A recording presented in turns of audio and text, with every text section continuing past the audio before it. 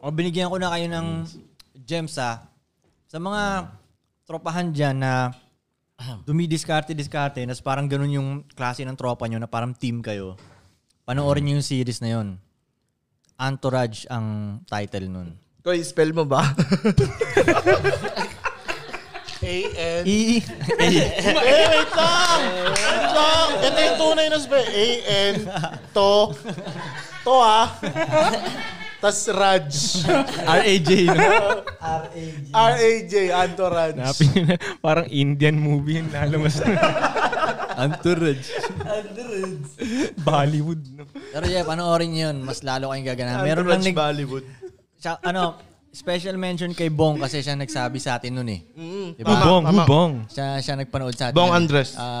B-Rock. B-Rock, Siya tama, nagsabi B-Rock. sa akin, panoorin nyo to. Sorrento? Hindi. Nasa music industry din yan siya. Tangina, matagal na yun. Ang tagal na nun. Kuya Bong, tagal. Mula nun, pinanood namin yun. Oh shit, yung fire namin talaga. Diba? Iba. Basta panoorin yun, Entourage. Madamot pa naman ako sa ano. Tuwing alas 4 ng hapon.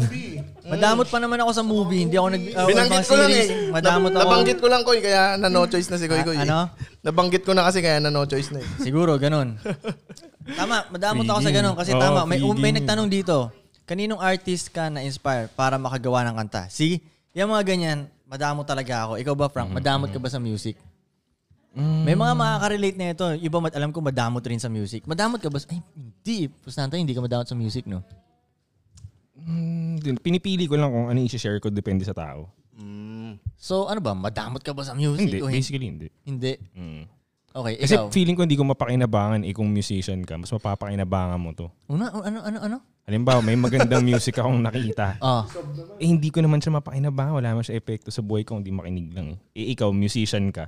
Pwedeng mapakinabangan mo siya in a way pag narinig mo, ma-inspire, whatever.